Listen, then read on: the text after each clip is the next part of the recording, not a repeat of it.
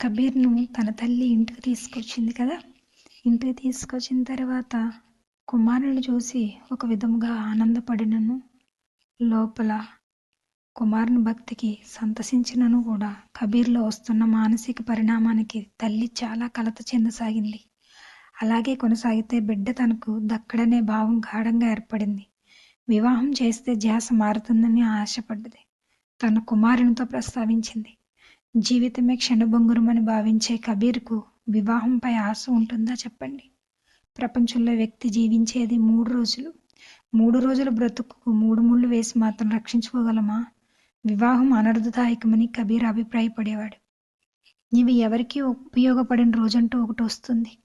నీ గృహంలోని వారే భార్యగాక నీ శరీరంలోని నరము కూడా నిన్ను వదిలిపెట్టి నిష్క్రమిస్తుంది అని గానం చేసేవాడు కబీర్. కబీర్ వివాహితుడు కావాలని తల్లి కృతనిశ్చరాలైంది. కబీర్ ఎంత వారించినను చూసినను లాభం లేకుండా పోయింది. వివాహం అనివార్యమైన తల్లి మాటలు నిరాకరించలేని కబీర్ ఆమె ఆజ్ఞను శిరసాహించాడు. లోయి అనే అందమైన యువతినిచ్చి కబీర్కు వివాహం చేశారు. వివాహం విద్యకు ఆనకట్ట వంటిదని చాలామంది అభిప్రాయపడుతుంటారు. అది అవాస్తవం. వాస్తవం కాదు, నిజం మాత్రం కాదు. ఎందుకంటే సంస్కారవంతుల్ని వక్రింపచేసేటువంటి శక్తి ఈ ప్రపంచంలోనే లేదు, ఎవరికీ లేదు. వివాహానికి జ్ఞాన సముపార్జనకు నిరోధం ఎక్కడున్నది? చూసేవాడిలో తప్ప వివాహం చేసుకోగానే వ్యక్తిలో జ్ఞానదృష్టి నశిస్తుందని భావించడం భావ్యమా? అదే నిజమైతే అవివాహితులంతా జిజ్ఞాసులై ఉంటారా?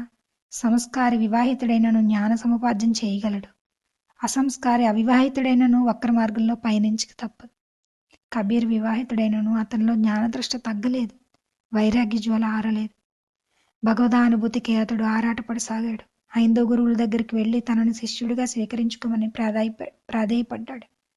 కబీర్ మహమ్మదీయుడని అతని శిష్యునిగా స్వీకరించడానికి వీలు లేదని హైందవ గురువులు నిరాకరించారు. నిరాశ చెందిన కబీరు మహమ్మదీ మత ప్రవక్తల వద్దకు వెళ్ళి జ్ఞానభిక్ష కోరాడు. తనకు కావలసిన మతం కాదు, మహిమాన్వితమైనటువంటి జీవితము, సత్ప్రవర్తన అని చెప్పారు. కబీర్ ప్రవర్తన ఖురాన్ ప్రవచనాలకు విరుద్ధంగా ఉన్నందున అతనికి జ్ఞానబోధ చేయడం అసంభవమని మహమ్మదీయుల గురువులు తెలియజేశారు. కబీర్ హృదయం ముక్కలైంది. కలత చెందిన మనసుతో ఆనాటి రాత్రి కాశీక్షేత్రంలో గంగానది తీరమున నడుస్తున్నాడు. బాధతో హృదయం కుంచుకుపోతుంది. గురువు లేక జ్ఞాన సముపార్జన సంభవమా? గురువు లేకపోతే జ్ఞానాన్ని ఎలాగ తెలుసుకోగలమని?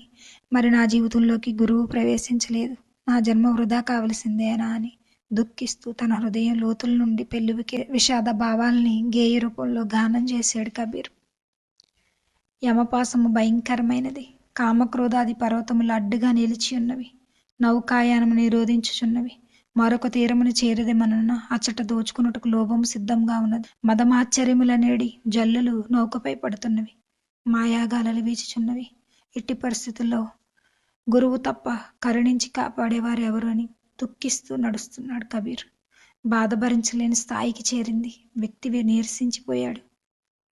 నిరాశ నిస్పృహలు హృదయాన్ని ఆవరించే కదలలేకపోయాడు. గంగాతీరం మెట్లపై పడిపోయాడు. శరీరం అలసిపోయింది. మనసు ఆవేదనతో నిండిపోయింది, చితికిపోయింది. కబీర్ అక్కడ నిద్రపోయాడు. Thank you friends. మిగతాది మళ్ళీ భాగంలో చెప్పుకుందాం.